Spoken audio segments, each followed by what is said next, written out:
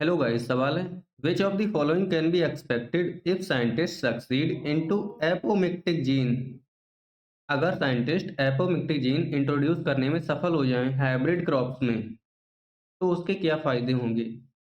Apomixis क्या होता है? इसमें सीड का फॉर्मेशन हो जाता है बिना फर्टिलाइजेशन के, और बिना फर्टिलाइजेशन के जब सीड का फॉर्मेशन हो जाएगा तो क्रॉसिंग ओवर नहीं होगा, रिकॉम्बिनेशन नहीं होगा, नए कॉम्बिनेशन नहीं बनेंगे।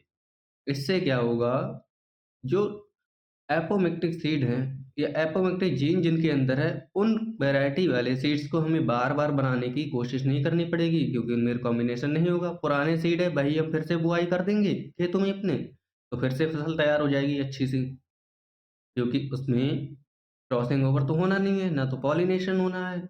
इसलिए उसका ये फ़ायदा हो जाता है कि उन्हें बार-बार खरीदना नहीं पड़ता हमको, किसानों को बार-बार उसे खरीदना नहीं पड़ता है। अब ऑप्शन पढ़ते हैं। Polyembryony will be seen and each seed will produce many plantlets. Polyembryony देखने को मिलेगी। अगला स्टेटमेंट पढ़ते हैं। Seeds of hybrid plant will show longer dormancy. Dormancy लंबे समय तक दिखाएंगे। अगला स्टेटमेंट है। Farmer can keep on using the seed produced by the hybrid to raise new crop year after year. यही स्टेटमेंट ठीक है, बिल्कुल ठीक स्टेटमेंट यही है। हमारा थर्ड आंसर करेक्ट है। करेक्ट क्यों है? क्योंकि एपोमिक्टिक जीन हमने किसी सीड में डाल दिया, अब हमें बार-बार सीड खरीदने की ज़रूरत नहीं पड़ेगी। हमें नए बीज बनाने की ज़रूरत नहीं पड़ेगी। पुराना बीज है जो अच्छी फसल का, वही हम बार-बार बुआई कर देंगे अपने खेतों में और नई क्रॉप तैयार हो जाएगी।